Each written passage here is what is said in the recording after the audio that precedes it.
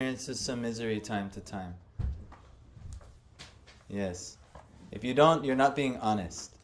Everybody here, if you go outside in the summertime and a mosquito bites you, that's a type of misery that everyone experiences in the material world. There's three types of miseries. There's the miseries of our own body and mind. The mind, like depression, or my pinky hurts, or I stubbed my knee, or something like scrape my knee, stub my toe, this, that, and the other thing. These are all adhyatmic sufferings. Then there's adibautic sufferings. You go into traffic and this person cuts you off, or this person said a very mean thing to you, or this mosquito bit you, or this lion is trying to eat you, or something like this. These are adibautic miseries that everyone goes through. And then there's adidaivic miseries, which are like right now in LA, the whole place is on fire. And let's just say it's a natural event. I don't know what it is, but let's just say it's a natural event. These are the natural events like monsoons and blizzards and this, that, and the other. These are the miseries that come based on the climate, or daivic means like the demigods. So everyone has experienced different type of miseries in this material world. And only the thoroughly honest person will admit it. Oh yes, I do experience that type of misery. The idea is not to be miserable. We're not trying to be miserable. We're not here to teach a message of misery. But we have to acknowledge the natural miseries that are present. In order to actually come to a platform of really happiness, you have to acknowledge that that's not where we're at right now. You can't just affirm a mantra in the mirror. What's this big thing that people do nowadays? What affirmations? Maybe they feel ugly and they're like, I am beautiful, I am beautiful, I am beautiful. And they say that every day in the mirror until they feel beautiful. No problem. That's fine. But ultimately, that's not going to solve all of the problems out of life. Ultimately, we have the main miseries is that, one, we're born in this world and we don't necessarily know why. We all get a certain karmic lot, meaning like your parents, your environment, your skin color, your eye color, hair, so on. Everyone has a different karmic lot. Some people get a better situation than others, and some people get many worse situations. And that's just the misery of birth. We don't exactly remember what we've done in the past to attain this, but here we are. Then there's the misery of old age. You cannot stop it.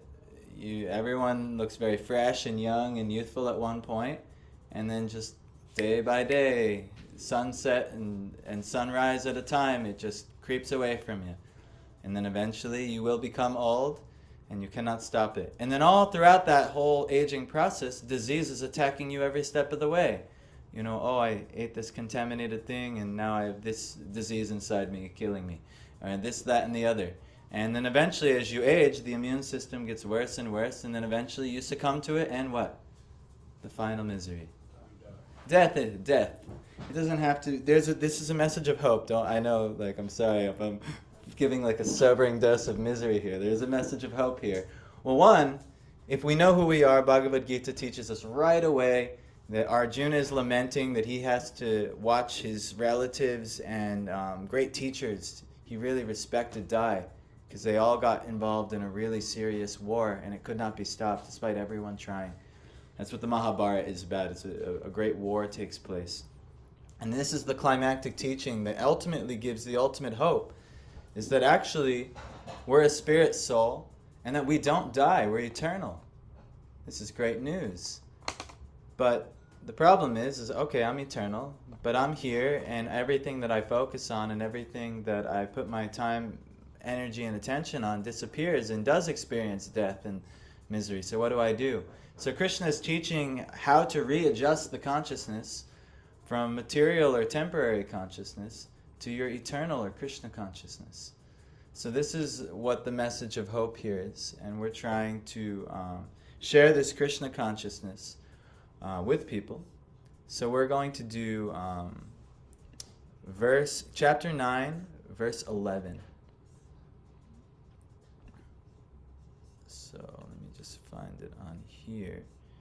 And before we begin, I'll just chant a few prayers. it's my intention to always chant the prayers after we read, but what ends up happening is because I like to talk so much, I end up forgetting.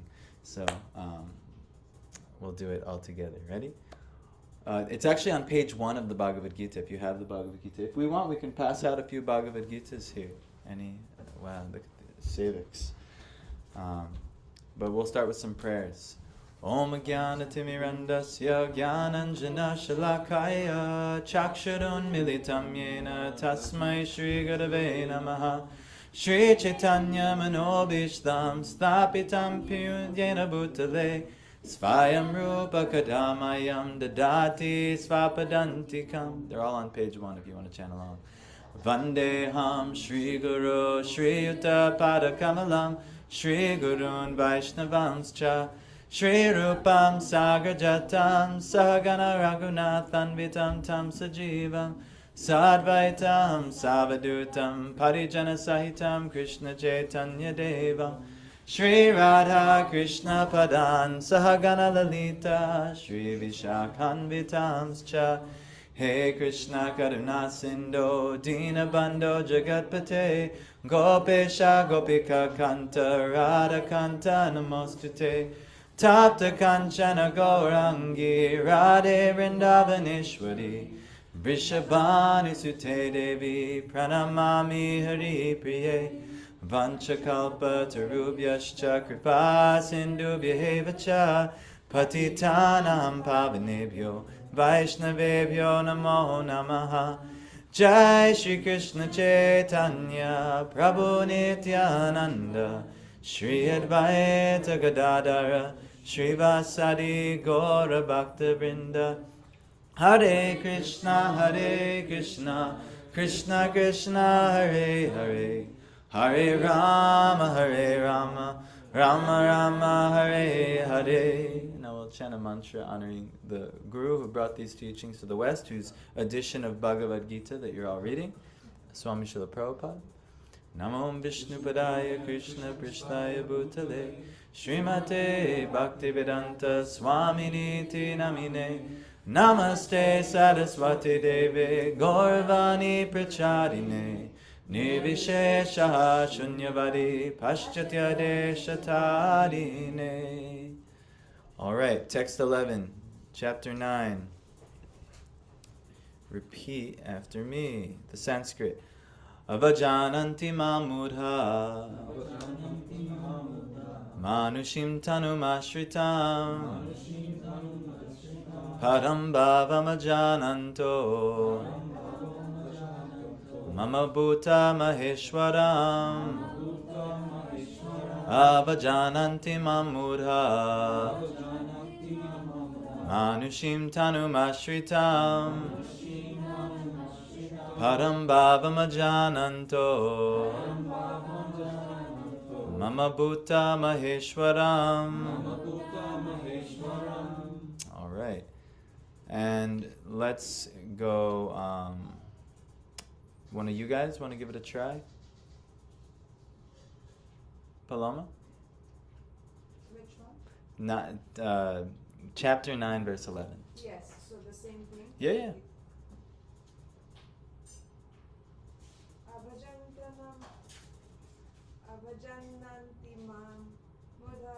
Avajananti mamudha Mamashintanam akshritam Manushim matanum ashritam Param bhavan ajantanam Param bhavam ajananto Mama bhuta maheshwaram. Okay, repeat after me. Avajananti. To deride. Mam. Me. Mudha. Foolish men. Manushim. In a human form. Tanum. Body. Ashritam. Assuming. Param. Transcendental. Bhavam. Nature. Ajananta. Not knowing. Mama. Mine. Bhuta. Everything that be. Maheshwaram. Supreme Proprietor. So Krishna is speaking in a more confidential subject now. In chapter 9, it starts with chapter 1. And then obviously it would take so many verses to get to chapter 9. So he is revealing to Arjuna his position as God, and then ultimately, there's 5 subject matters of the Bhagavad Gita. If you're interested in these subject matters, you should read the Bhagavad Gita. 1, who you are. Anyone would like to know who they are? Yes, this is the process of called self-realization. If one wants to become enlightened, you must know who you are. And then the other subject matters, and so it reveals who you are as a spirit soul and what the eternal function of the spirit soul is. So that'll be found in Bhagavad Gita. The second subject matter is what's going on with this cosmic manifestation that we're all part of. Does anyone want to know the secrets of the universe? Yes, Bhagavad Gita also contains all of that. If you'd like to know the secrets of the universe, Krishna mentions what the nature is. It's called Prakriti, and how it works and how it functions and what its relationship is to us. The third is the Ishvara, Krishna's position as the Supreme Lord, the actual controller of the whole thing. There's a God, and God is controlling all of it, how it works. And so, and if you can actually imagine, the way it's described, I don't want to, I know I'm always giving a negative message, but I have to tell you the truth. The truth is not always pleasant. It'll actually, to know the truth can set you free, as a great personality once said. Who is that personality? Yeah, Jesus. Jesus said that. That's what he said. The truth will set you free. Like if you don't know that you're in, did you ever hear of the, what is it, the Plato's cave analogy? You've all heard of this before? Right? That Plato felt that society was largely living in a cage. Not a cage, a cave.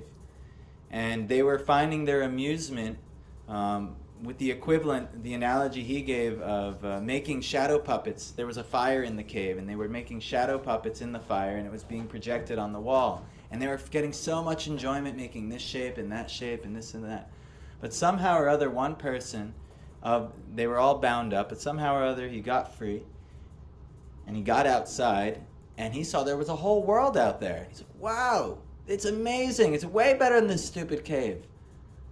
Well, anyway, he goes back and he tries to tell his friends who are bound up, and they called him an idiot, and like, what are you talking about, a world out here? The world's right here. Look at this shape that we can make. And then they were just doing their stupid shapes again. This is largely what the whole world is doing. We're sitting here in our little material entanglement cage or cave, and there is a warden to this jail that we're in, and his name is God, or Krishna. And by pleasing or doing service unto the warden, you get kind of, just like if you can get out on good behavior, just like if you would ever get punished. So this is actually the system here. And Krishna will say the whole thing, and he's talking about, in this verse, well, we did all the Sanskrit. He's talking about those who are not at all interested in getting out of their predicament. They're just trying to stay blissfully ignorant. But there is a penalty to just staying in the cave, and that is that you live life in a cave. So don't live in a cave. And it's my job to reveal, hey, there's a world beyond the cave. And there's a whole blissful existence out of there. And if we please the Supreme Proprietor, we can actually go and experience that type of existence. But we have to do our due diligence, you know. Has anyone ever got in trouble with the law before? Craig, me and you? Are we the only ones here? Yeah. So, Ben, maybe a little bit. Did you ever try to negotiate with them? Yeah? How does it work for you, Archie? All good. Wow, you had a much different experience than I did. No. Yeah, maybe. I mean, I had to hire somebody to negotiate with them. I had to pay really, really a lot of money for someone to negotiate with them. And I still almost messed it up. But, yeah, it's not easy and it's not pleasant. So we're not trying to make our own rules here. There's a very toxic type of philosophy. It's actually the satanic philosophy. Does anyone know what the Satanist philosophy is? All these big music guys, they're all getting in trouble now. These like Kanye and P Diddy and all these guys, but they were open Satanists, and they used to wear shirts. Do what thou wilt. What's that mean? Do whatever you want. Yeah, and the philosophy of treat yourself, to follow your heart. I mean, it's showing up in spiritual circles. Yeah, just follow your heart. No, this is like how you're gonna fall into the jail cell and you're gonna get stuck. You can't just do whatever your corrupted heart wants to do. Serial killers follow their heart. Pedophiles, they follow their heart. Rapists, they follow their heart. Not okay. None of it's okay. You can't just follow whatever your heart comes up with at the moment. This is very bad news. So anyway, there's very stringent laws called karma. That's the third subject matter of the Bhagavad Gita. You learn that there's a reaction to everything you do. Every action has a reaction. It's stringent. You cannot stop it. If you act one way, you will get the result. Everyone, as Jesus says, they reap what? You reap what you sow. So this is the world. And you can understand the activities of karma by studying the Bhagavad Gita. And karma is being set forth, and it eventually will come to pass through the time, the energy of time. We're all experiencing time. Anyone who's aging cannot stop it. Sun up, sun down, every day. It just keeps ticking, ticking, ticking every moment, and you cannot stop it. We all have a certain hourglass in this body, and one sand grain at a time, we're losing our life from the moment we took it. You'll learn about the energy of time. Again, I'm sorry to paint a morbid picture. I know no one usually thinks like that. We're just usually like, I just can't wait to go to Starbucks today, or I just can't wait to... My favorite Netflix special is on, or something like this. But actually, like, this is actually all a very damaging thing to just try and, enjoy, squeeze out the most that you can in this world without understanding what it is. So, here we are, we're going to try and understand what it is. So Krishna, he says, fools deride me, or they criticize me when I descend in the human form. They do not know my transcendental nature and my supreme dominion over all that be. Oh my God, why did I pick this verse for the purport?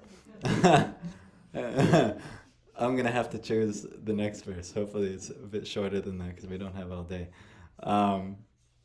So the next verse is Moghasha Moghakarmano Mogha Jnana Vicheta Sahar Rakshasim Asurim Chaiva Prakriti Mohinim Shrita. Translation: those who are thus bewildered are attracted by demonic and atheistic views. And in that deluded condition, their hopes for liberation, their fruitive activities, and their culture of knowledge are all defeated. So, this is a much more approachable purport. So that's the next verse, 9:12.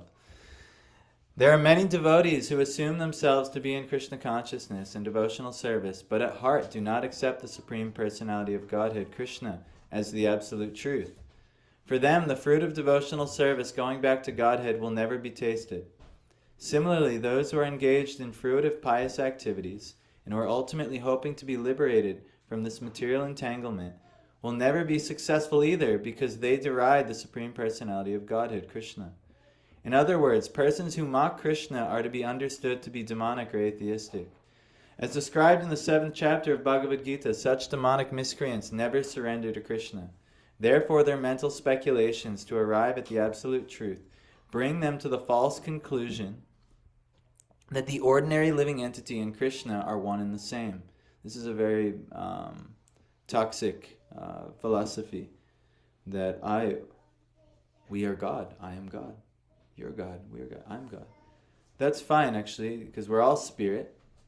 We're like if you imagine God as a Sindhu, which is an ocean, we are a Bindu, which is a drop. But we are not the Bindu is not the Sindhu. The drop is not the total ocean. It's on a completely, infinitely different scale. That is what we are. But many spiritualists, they try and rediscover that they're God. Yes, you are spirit. You are God. You're not lying. But you have to understand the position. God's position compared to your position is infinitely more. And once we know that, we can actually make some advancement. But there are many so-called yogis or spiritualists who claim like this. So in other words, person who mock Krishna are to be understood to be demonic or atheistic. One very popular one, you've heard of Sadhguru? You guys heard of Sadhguru? He's very popular now. But he's like that. He mocks Krishna in this way because he thinks he's just as equal to Krishna. But this is very, very foolish. And so Krishna actually describes such fools 5,500 years earlier and what they do. So as described in the 7th chapter of Bhagavad Gita, such demonic miscreants never surrender to Krishna. Therefore, their mental speculations to arrive at the absolute truth bring them to the false conclusion that the ordinary living entity and Krishna are one and the same. With such a false conviction, they think that the body of any human being is now simply covered by material nature, and that as soon as one is liberated from this material body, there is no difference between God and himself. I kind of was explaining that. This attempt to become one with Krishna will be baffled because of delusion. Such atheistic and demoniac cultivation of spiritual knowledge is always futile, meaning it's useless. That is the indication of this verse. For such persons, cultivation of the knowledge in the Vedic literature, like the Vedanta Sutra and the Upanishads, is always baffled. It is a great offense, therefore, to consider Krishna, the Supreme Personality of Godhead, to be an ordinary man. Many people do this. They study the history books, and they're like, oh, well, this very great man must have given this Bhagavad Gita. But that's not what Krishna said. That's not what the Bhagavad Gita is. The Bhagavad Gita is a teaching of God. So those who do so are certainly deluded because they cannot understand the eternal form of Krishna. In the Brihad Vaishnava mantra, it is clearly stated that one who considers the body of Krishna to be material should be driven out from all rituals and activities of the Shruti. And if one by chance sees his face, he should at once take bath in the Ganges to rid himself of the infection. People jeer at Krishna because they are envious of the Supreme Personality of Godhead. Their destiny is certainly to take birth after birth in the species of atheistic and demoniac life. Perpetually, their real knowledge will remain under delusion, and gradually they will regress to the darkest region of creation. That's very hopeful. But the good news is that the Bhagavad Gita keeps going. I just kind of put you at a negative part, but there's a lot of positive. And in the next verse, he says, Mahatmanas tu mam partha daivim prakriti mashrita. Text 13. Bhajantyananya manaso gyatva bhutari mavyayam. O son of Pritha, those who are not deluded, the great souls. The word used is Mahatma. You've heard of a Mahatma before? Yes. This is very triggering. But that Mahatma actually wouldn't fit the definition of Mahatma given in Bhagavad Gita, which is different. But this is what the Mahatmas do. Krishna is explaining. What the great souls are under the protection of the divine nature. They are fully engaged in devotional service. Or bhajan, or worship. So they're fully engaged in devotional service because they know me as the Supreme Personality of Godhead, original and inexhaustible. So they have knowledge of Krishna's position. This is called Sambandha Jnana. They have jnana or knowledge of God's position and they know how to act accordingly. This is what makes one a Mahatma. Everyone is eligible to be a Mahatma. But you just have to somehow come across the information or the knowledge of who God is, who you are, the knowledge that Bhagavad Gita is giving. What this material world is, what karma is, what's the result of all the activities here, and what time is, how it's all working. If you have all this knowledge, you have the Sambandha Jnana, you understand the relationship of you and God, and then you know how to act. So they're fully engaged in worship or devotional service because they understand the position of them and God. That's what any intelligent person will do. If they understand that there is a very great superior present, I should serve that superior. Who here works? Am I the only one? Okay. Michelle, where do you work? I work for myself. I have my own office. Oh, that's very nice. So you actually don't fit the bill of what I'm going to say. Who works for a corporation? CVS, right? Ben, okay, not bad. Do you know your, regional manager? Yeah. Okay. Do you know the manager above him? No, I don't. Okay. Well, it's like the CEO. So, okay, let's just say the CEO of CVS is coming in. You know, very unlikely, but let's say the CEO of CVS is coming in. What is everyone at work going to be doing? Complaining, maybe beforehand. But while he's there, what are they going to be doing? Yeah, the best behavior. Yes, kissing his butt. Everything he wants. Yes, here, look like this. Just like that. So similarly, if we understand that the CEO of existence is here observing us, we should be on our best behavior, no? Yeah, we should be on our best behavior. But we're not. We're just not. No one's looking. Oh, the doors are closed. I'm going to do this thing now. And we have so many sinful things that we like to do, right?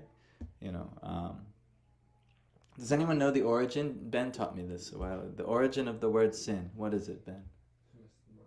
Yes, it comes from a Greek term. It's an archery term. To miss the mark. To miss the point. That's what a sinful activity is.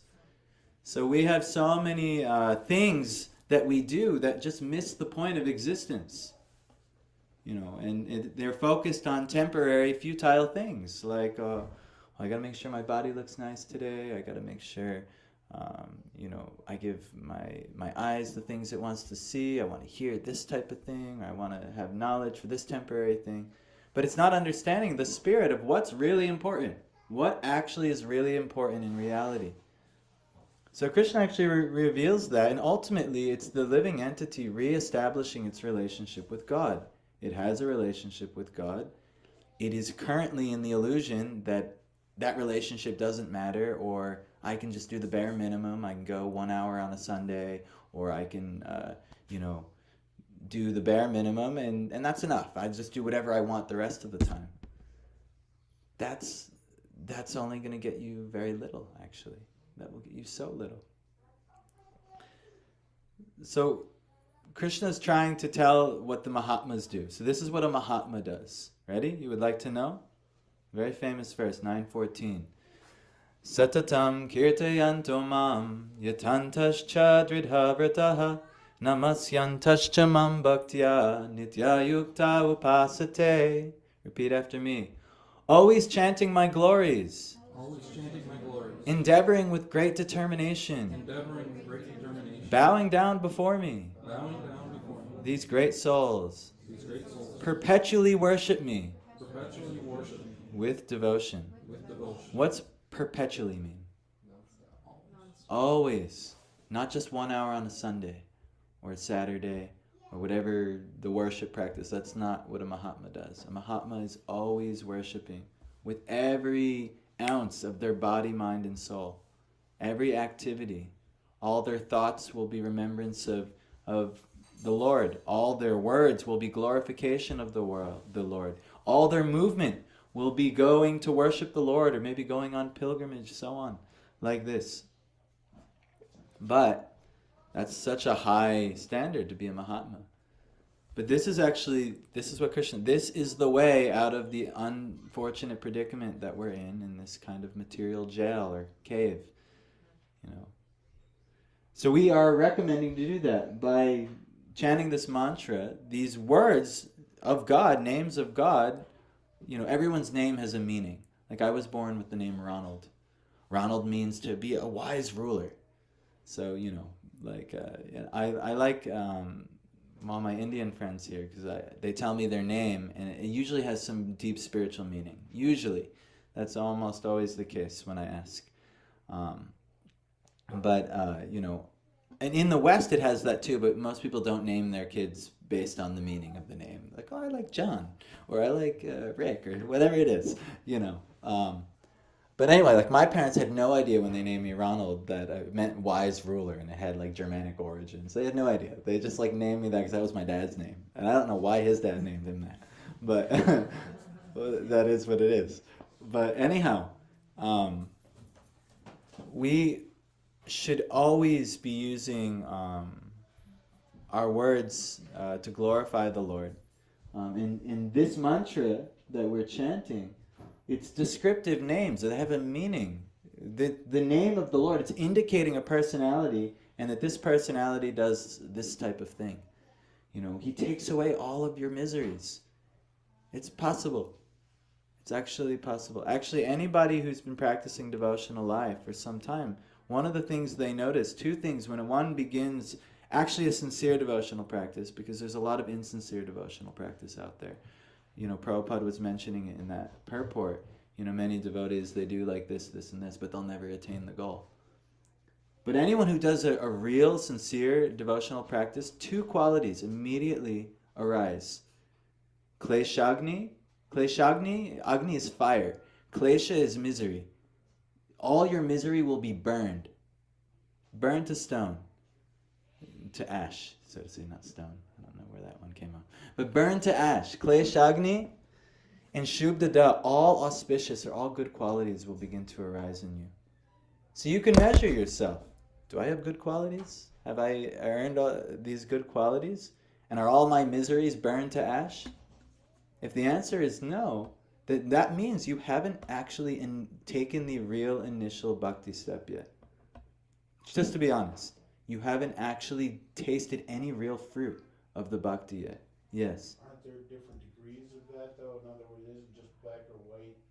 In other words, you all of a sudden, Yes. snap your fingers and become liberated. So I will, I'll explain that. It compared bhakti, the growth of bhakti or the growth of devotion is compared to a vine or a plant. So the kleshagni and the shubdada, it's said to be, they're like a sprout at the very beginning of bhakti. But bhakti actually has to grow, and it comes from faith. And then also, how does it grow at all? Is the Mahatmas, they ultimately, they have to associate with other Mahatmas. The Mahatmas have to teach the Mahatmas and raise Mahatmas, and that's how the bhakti grows. So yes, it's not like black and white, you start from nothing and then all of a sudden you're a full-grown plant. That's not how Krishna's nature works, now is it? Everything grows on its own time and gets stronger and stronger and more. So, yes, and it'll slowly grow, or the miseries will just dissipate more and more and more, and the good qualities will rise more and more and more. And that's where we're at in the beginning of our bhakti process. But then it'll keep growing and keep growing and keep growing, and then ultimately you'll what's tasted with the Mahatmas who keep their bhakti process growing, what they'll taste is a level of bliss that's increasingly more and more pleasurable for eternity. This is like the best gift ever anyone could ever give us, ever increasing bliss. Krishna is offering that. But, there's a verse in Bhagavad Gita. It was the first verse I ever memorized because it was important to me, because I wanted pleasure out of life. Why did I want pleasure? I asked you guys in the beginning. We're all here. That's normal. Well, we're all here, but because that's the natural inclination of anybody, is to want to experience pleasure. So I, like anybody, wanted to experience pleasure, and then this verse kind of tells you how you get what you're looking for.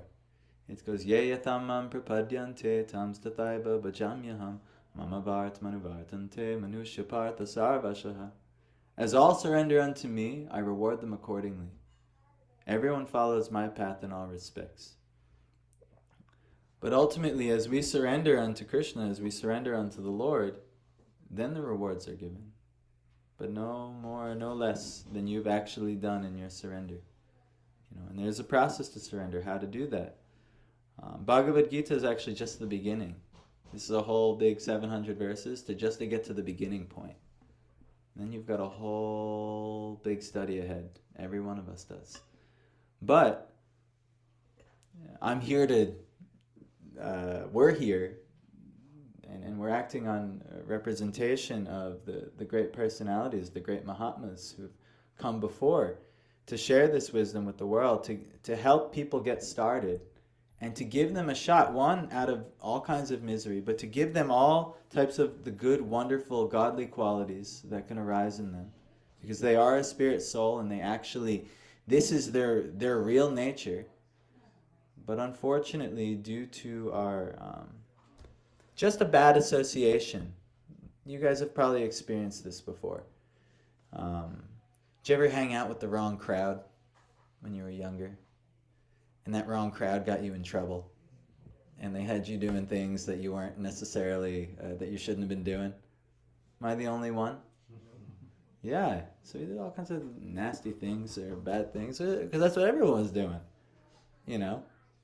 But if you get around good association, that'll inspire you, that will make you think deeper, that will give you, higher principles and values to live by, it's a completely different environment. You're not inclined towards the same things. So unfortunately, for a very long time, maybe many lifetimes, we've been associating, I don't want to say bad association, but with that, less intelligent association that has been getting us into all kinds of nonsense. But now we have an opportunity to associate with a higher tier, with the Supreme Lord, and then with the representatives of the Supreme Lord. And so actually that's the devotee. That's what we're trying to be, and we're trying to be a little beacon center here in Syracuse. But there's a whole society of many devotees. Many people are trying to practice this very sincerely all over the world. And all different types of flavors, all types of different packages, all types of different bodies, Indian, black, white, this, that, and the other. Musicians, artists, so many different types of devotees. And we should find these types of the most pure and most Mahatma-like people that we can, and try and associate with them. This is how we get out of so many sticky situations that we're in. Because we're around sticky people that are getting us stuck, or sticky environments that are getting us stuck. But get out of your sticky environments, maybe little by little. Maybe you're not gonna just one day, me and Tanmay, we share a similar past where we used to partake in certain types of things that were really difficult to stop doing. Really difficult, maybe even have an addictive nature.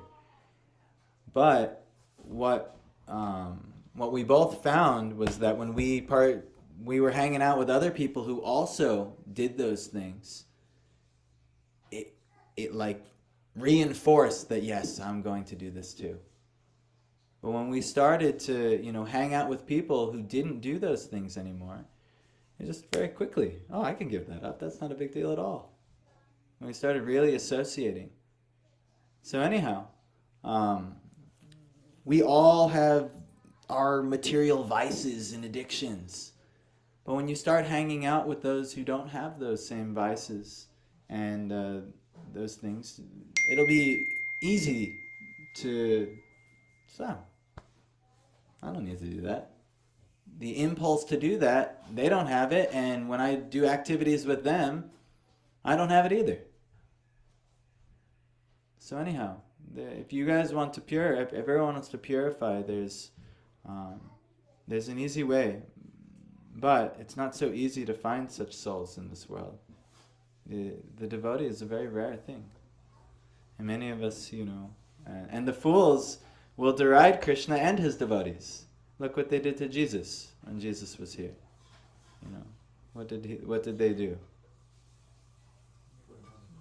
Yeah, they scoffed him, mocked him, beat him, spit on him, put a crown of thorns on him, and so many horrible, horrible things.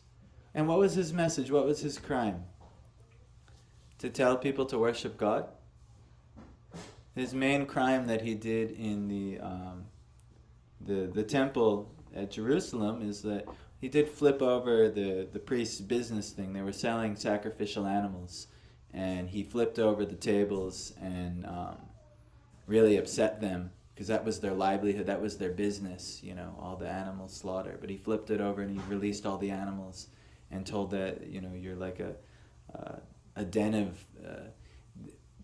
The one translation is thieves, but actually if you look at that word that they use, actually it said murderers. You're a den of murderers.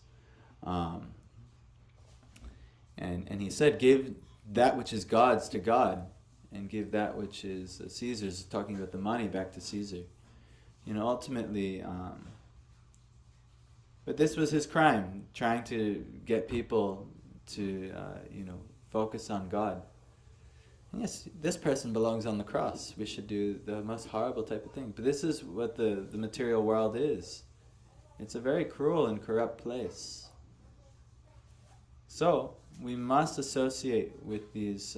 That's why, going back to Jesus, there was the story of this man wanted to follow Jesus and the disciples. And he said to them, "My Lord, I wish to follow you. But my father has just died and my family is doing a burial." And Jesus was a bit harsh with him. He said, let the dead bury the dead. And if you want eternal life, you come back with me. You come with me. But he couldn't follow that instruction, because family attachment is so hard. It's so heavy. Everyone is so attached to the family, so attached to all of these things. Now, I'm not saying, well, just throw out your family. That'll help. Not necessarily, But the emphasis can't be family over everything. It should be God over everything. And if your family supports you, great. They're great. They're great association. And you can help support each other. But as Jesus, he said, I've come to turn mother against daughter, father against son, all these people. Why? Because when you do take to the spiritual path, the people who are hell-bent on trying to enjoy this miserable world will turn on you. And you'll see that. And so, anyhow, I gave you guys the solution is to hang out with good spiritually minded people, good association. This is your secret. It's not something you can do all on your own. We are called the Tatastha Shakti. This is also a teaching of Krishna in Bhagavad Gita. The living entity or the soul is Tatastha Shakti, which means it's marginal or right on the edge of something. So if you imagine, when you go to the ocean, there's the shore and then there's the ocean, and like that little white line right in between, that's like the margin. That's the marginal energy of the ocean right there. So whatever we associate with, if we go a little bit to the one side, we'll get swept into the ocean. If we go a little bit the other side, we'll be safe on the land. Whatever we associate with, that's that's where we're going to go. So if we associate with only materialists or materialistic people and things, away we go. But if we associate with the Lord and that which is related to the Lord, especially the Mahatmas or the great devotees of the Lord, then away we'll go the other way. So, choose. We're choosing every day with every action, every word, thought. We're choosing every day. So continue to choose. But I can promise you, if you choose one side that I'm humbly trying to choose, which is the devotional side, you get a very nice result. And the other side, if you choose that side, it's only suffering, lifetime after lifetime after lifetime. So the choice should be easy, but we're not that easy. It's an easy choice. Well, do I want to suffer for eternity, or do I want to be happy for eternity? That's that dichotomy, the heaven and hell. It's up to you, actually. But which path will you choose? Like Jesus said, it's a very narrow path. You got to walk a very narrow, fine line to get to the devotional path. Especially, we're in the mud right now. We're not free from all these vices and sufferings and things that are holding us back. We have, unfortunately, we're not very much attracted to the Lord at all. It's very difficult to even look at the practices. Oh, I don't want to do that. I'm so much happier on watching my television or whatever thing you're addicted to, when there's infinite amounts of things there that the material world has to offer. But it can't make us happy. So I'll end here. There was so much more I had planned, and I didn't even get to like the first thing. But we got to do the foundational stuff. So I'll end here. Does anyone have any questions or comments? Yes, Mukunda. I know this isn't something you can answer really quickly, but how are we supposed to figure out where like duty to the family ends and familial attachment begins? So that's a very good question. So the way I would word that would be, where do we figure out how to figure out where our worldly duties end and our spiritual duties begin? And that comes with knowledge of the spiritual duties in the first place. So, it's mentioned that activity in the Bhagavatam, which can make us infinitely, completely satisfied, is ahaitukya pratihata bhakti, or unmotivated and uninterrupted bhakti. So what that means is, if the family, now you can do bhakti within your family. I'm about to have a child. Everyone saw my wife, right? She's got this big round belly. You can do your bhakti with your family, but if there is a,